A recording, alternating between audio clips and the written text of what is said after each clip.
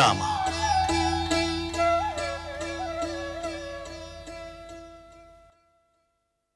എനിക്കേറ്റവും പ്രിയപ്പെട്ടവരെ, ധർമ്മത്തിൻ്റെ പുത്രനും ധരണിയിലെങ്ങും വാഴ്ത്തപ്പെട്ടവനുമായ ശ്രീ രാമചന്ദ്രമൂർത്തി നമ്മുടെ ഈ ശൃംഗിവേദപുരത്തേക്ക് എഴുന്നള്ളിയതും ഇവിടെ ഒരു രാത്രി തങ്ങിയതും നമ്മുടെയെല്ലാം ഭാഗ്യം കൊണ്ടാണ്. ആയതിനാൽ ആ പുണ്യപുരുഷൻ തങ്ങിയിരുന്ന ഈ മരത്തടിയെയും അദ്ദേഹം ശയിച്ച ഈ ദർഭ കൊണ്ടുള്ള മെത്തയും നാം പവിത്രതയോടെ പരിപാലിക്കേണ്ടതാണ്. അങ്ങനെ ചെയ്താൽ അദ്ദേഹത്തിൻ്റെ അനുഗ്രഹാശിസ്സുകൾ നമ്മളോട് എന്നും ഉണ്ടാകും. തലവാ, സൂക്ഷിക്കണം. സിംഗ, നീ എന്താണിങ്ങനെ പതറി ഓടി വരുന്നത്? അത് ആരോ രണ്ടുപേർ പടയോടൊപ്പം ശ്രീരാമചന്ദ്രമൂർത്തി അന്വേഷിച്ച് ഇങ്ങോട്ട് വന്നുകൊണ്ടിരിക്കുന്നുണ്ട്. അവരെ കണ്ടിട്ട് രാജകുടുംബത്തിലുള്ളവരാണെന്നാണ് എനിക്ക് തോന്നിയത്. അങ്ങനെയാണോ? അതെ തലവാ.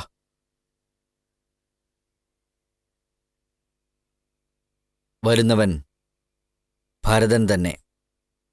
അവൻ്റെ മാതാവ് സ്നേഹനിധിയായ സഹോദരൻ രാമനെ 14 വർഷത്തേക്കല്ലേ കാട്ടിലേക്ക് അയച്ചത്. ആ കാലം കഴിഞ്ഞ് അദ്ദേഹം നാട്ടിലേക്ക് തിരിച്ചാൽ അദ്ദേഹത്താൽ തൻ്റെ ഭരണത്തിന് തടസ്സം നേരിടുമോ എന്ന് ഭയന്ന് അദ്ദേഹത്തെ ഇല്ലാതാക്കാൻ വേണ്ടിയിട്ടാണ് ഭരതൻ വരുന്നത്. അഞ്ജനവർണ്ണനും ജഗത്തിൻ്റെ നായകനുമായ നമ്മുടെ രാമന് നേർക്ക് പകയോടെ വരുന്നവൻ ആ ഭരതനെന്നല്ല, അങ്ങ് സ്വർഗലോകത്തെ ഇന്ദ്രനാണെങ്കിൽ പോലും അവനെ നമ്മുടെ ഗംഗാ നദിക്കരയിൽ വെച്ച് തന്നെ അടിച്ചു നുറുക്കുന്നതാണ്. നായാട്ട് വീരന്മാരെ, വേഗം വില്ല് കയ്യിലെടുക്കൂ, വേഗം യുദ്ധത്തിന് തയ്യാറാകൂ. നമ്മൾ 14 വർഷം വരെ കാത്തിരിക്കേണ്ട കാര്യമില്ല. പകയോടെ ഇവിടെ വരുന്ന ഭരതനെയും അവൻ്റെ പടയെയും നശിപ്പിച്ച് ജ്യേഷ്ഠനായ രാമനെ തിരിച്ചു കൊണ്ടുവന്ന് അയോധ്യ മഹാരാജ്യത്തിൻ്റെ രാജാവായിട്ട് വാഴിച്ചിട്ട് തിരിച്ചു വരാം. വരൂ, വരൂ, വരൂ.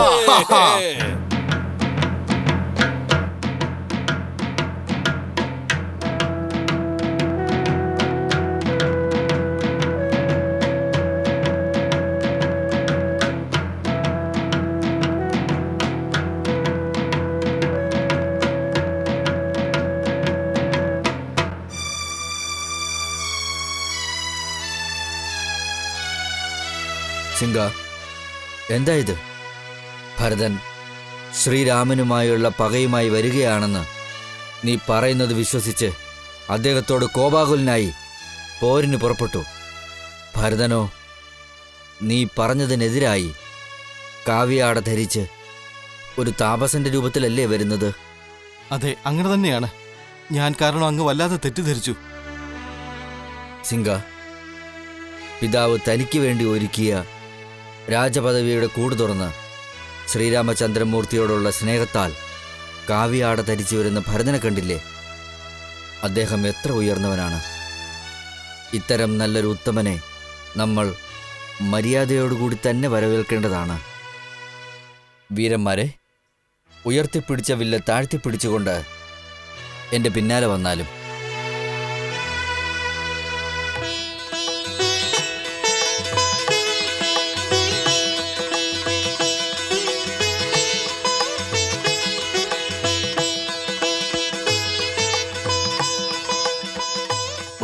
വന്നാലും പ്രഭു, അങ്ങ്. ഞങ്ങൾ അയോധ്യ മഹാരാജാവ് ദശരഥ ചക്രവർത്തിയുടെ പുത്രന്മാരാണ്. സാക്ഷാൽ ശ്രീരാമചന്ദ്രന്റെ അനുജന്മാർ. എന്റെ പേര് ഭരതൻ. ഇത് അനുജൻ ശത്രുഘ്നൻ. അറിയാം. അതുകൊണ്ടാണ് നിങ്ങളെ സന്തോഷത്തോടെ വരവേൽക്കുവാൻ ഞാൻ തന്നെ വന്നത്.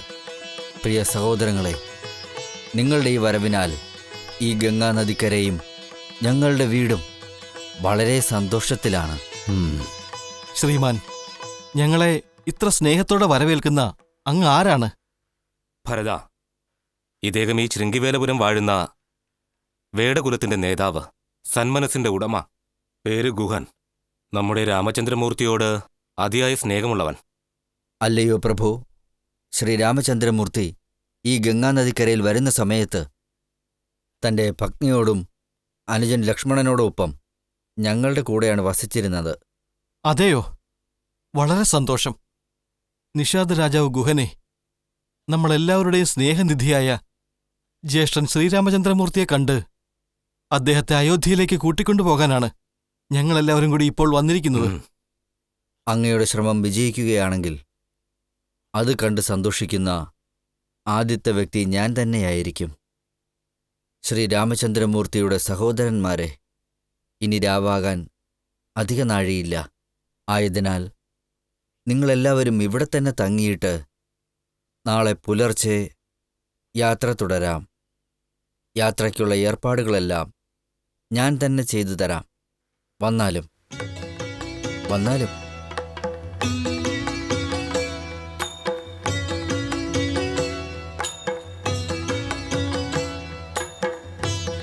പ്രഭോ, ശ്രീരാമചന്ദ്രമൂർത്തി ഞങ്ങളുടെ കൂടെ ഇവിടെ കഴിഞ്ഞത് ഞങ്ങൾക്ക് ലഭിച്ച മഹാഭാഗ്യമാണ്.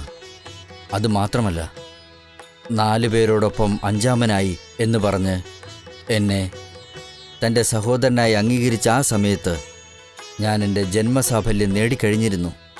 ഗുഹനെ, ഞാൻ ജ്യേഷ്ഠൻ ശ്രീരാമചന്ദ്രന്റെ അനുജനായി പിറന്നിട്ടും അദ്ദേഹത്തിന്റെ വനവാസത്തിന് ഞാൻ പോലും അറിയാതെ ഞാനൊരു കാരണമായി തീർന്നു. അദ്ദേഹം എല്ലാവരെയും സഹായിക്കാറുണ്ട്. എന്നാൽ താങ്കളോ അദ്ദേഹത്തിനൊരു ബുദ്ധിമുട്ടുണ്ടായ സമയത്ത് ലക്ഷ്മണനെ പോലെ കൂടെ നിന്ന് സഹായിക്കുകയാണ് ചെയ്തത്. ഞാൻ കാരണം രാജ്യം വിടേണ്ടി വന്ന അദ്ദേഹത്തിന് താങ്കളുടെ ഈ വേടകുലം തന്നെ സമർപ്പിച്ച് അദ്ദേഹത്തിന്റെ അടിയനായി കഴിയാൻ തുനിഞ്ഞിരിക്കുകയാണ്. ഇത്രയും ത്യാഗശീലനായ താങ്കളെ അദ്ദേഹം തന്റെ സഹോദരനായി ഏറ്റെടുത്തത് വളരെ നല്ല കാര്യമാണ്. രാമ,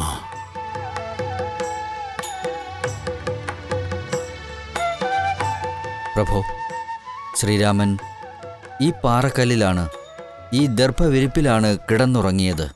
ജ്യേഷ്ഠ, ജ്യേഷ്ഠ, ജ്യേഷ്ഠ, രാമചന്ദ്ര, അങ്ങേക്ക് ഈ അവസ്ഥ വന്നല്ലോ. ജ്യേഷ്ഠ,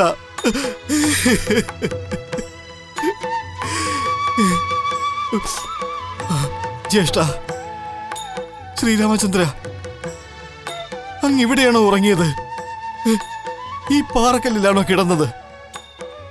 അങ്ങയുടെ മൃദു ശരീരം വേദനിച്ച് കാണുമല്ലോ. ജ്യേഷ്ഠ, ജ്യേഷ്ഠ, ഈ പാപിയോട് ക്ഷമിച്ചാലും. എനിക്ക് വേണ്ടിയല്ലേ ഇത്രയും വലിയ ത്യാഗം ചെയ്തത്? എത്ര മൃഗീയമാണിത്! ഈ കഷ്ടതകൾക്കെല്ലാം കാരണം ഞാനല്ലേ? ജ്യേഷ്ഠ, ജ്യേഷ്ഠ.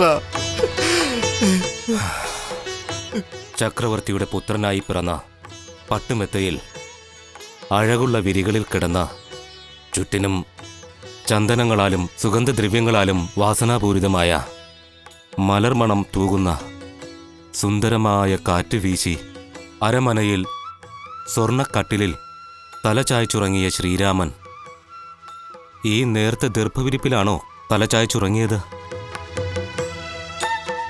എനിക്ക് സ്നേഹവും ബഹുമാന്യവുമായി തോന്നിയ ജ്യേഷ്ഠത്തി സീത ഇതാ വന്നാലും.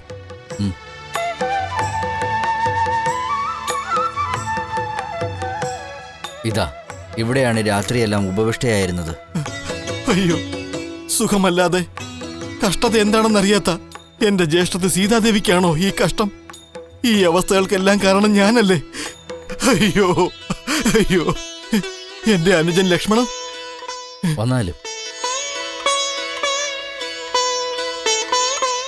ലക്ഷ്മണൻ രാത്രി മുഴുവൻ ഉറങ്ങിയതേയില്ല. ഉണർന്നു തന്നെ ഇവിടെ നിൽക്കുകയായിരുന്നു. അങ്ങനെയോ? എന്റെ അനുജൻ ലക്ഷ്മണനോ? ഗുരുദേവ, ഇവിടെയുള്ള എല്ലാ കഷ്ടതകൾക്കും ഞാൻ കാരണമായല്ലോ. ഞാൻ എന്ത് പാപമാണ് ചെയ്തത്? കാരണം നീയല്ല ഭരത, എല്ലാം വിധിയുടെ ചെയ്തികളാണ്. അതേ മഹർഷേ, വിധിയുടെ വിളയാട്ടമാണെന്ന് കരുതി മനസ്സിനെ നിയന്ത്രിച്ചാലും. ഗുഹനെ, എന്റെ ജ്യേഷ്ഠൻ ശ്രീരാമനുള്ള സ്ഥലം അങ്ങേക്കറിയാവുന്നതല്ലേ? അറിയാം. അവർ ചിത്രകൂടം മലയടിവാരത്തുണ്ടെന്ന് അവിടെ വേട്ടയ്ക്ക് പോയി വന്ന എൻ്റെ ആളുകൾ എന്നോട് പറഞ്ഞു. ഞങ്ങൾക്ക് ഉടനെ അവിടേക്ക് പോകണമല്ലോ. അവിടേക്ക് ചെല്ലണമെന്നുണ്ടെങ്കിൽ ഗംഗാനദി കടക്കേണ്ടതുണ്ട്. അതിനുള്ള ഏർപ്പാടുകളെല്ലാം ഞാൻ തന്നെ ചെയ്തു തരാം. നന്ദി ഗുഹനെ.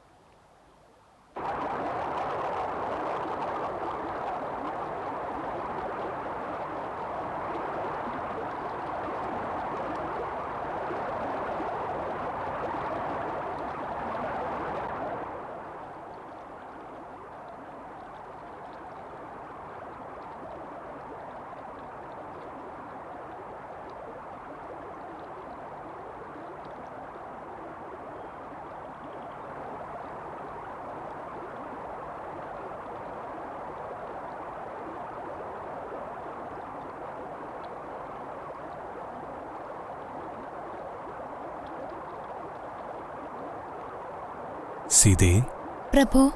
ലക്ഷ്മണ, സൗന്ദര്യത്താൽ തിളങ്ങുന്ന ഈ ചിത്രകൂട പർവ്വതം നിങ്ങൾ ദർശിച്ചില്ലയോ? വസന്തകാലമെന്നോണം ഇപ്പോഴും ഇവിടുത്തെ വൃക്ഷങ്ങളിൽ മലരുകൾ പൂത്തുലഞ്ഞു നിൽക്കുന്നുണ്ട്. തേനരുവി ജീവനദിയായി നിൽക്കുകയാണ്.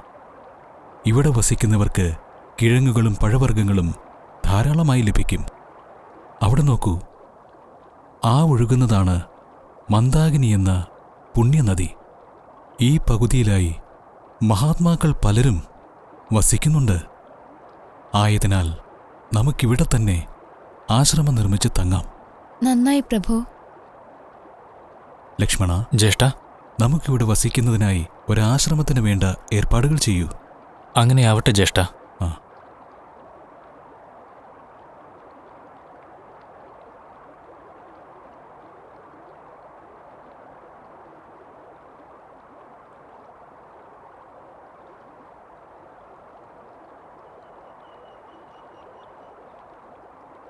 ശ്രീമാൻ, താങ്കൾ ഞാൻ അയോധ്യ രാജാവ് ദശരഥ ചക്രവർത്തിയുടെ പുത്രൻ രാമൻ. ഇതെന്റെ പത്നി സീത. വന്ദനം. ഇതെന്റെ അനുജൻ ലക്ഷ്മണൻ. ഞങ്ങൾ തപസ്സനുഷ്ഠിക്കാനായി ഈ വനത്തിലേക്ക് വന്നിരിക്കുകയാണ്.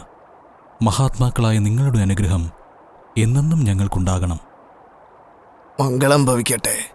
രാമ, അങ്ങയുടെ ചരിത്രം ഞങ്ങൾക്കറിയാം. അങ്ങയ്ക്ക് ഇവിടെ തന്നെ താമസിക്കാം. തപസ്വികളായ ഞങ്ങളെല്ലാവരും അങ്ങയ്ക്ക് തുണയായി തന്നെ ഉണ്ടാവും. വില്ലാളിയായ അങ്ങയുടെ അനുജൻ ഞങ്ങളെയും കാത്തു രക്ഷിക്കുമല്ലോ. നമുക്കെല്ലാവർക്കും അന്യോന്യം ഇവിടെ സഹകരിച്ച് കഴിയാം. നല്ലത് മുനുവരിയ. നിങ്ങളുടെ അംഗരക്ഷകരായി ഞങ്ങൾ ഇവിടെ തന്നെ വസിക്കാം. വളരെ സന്തോഷം.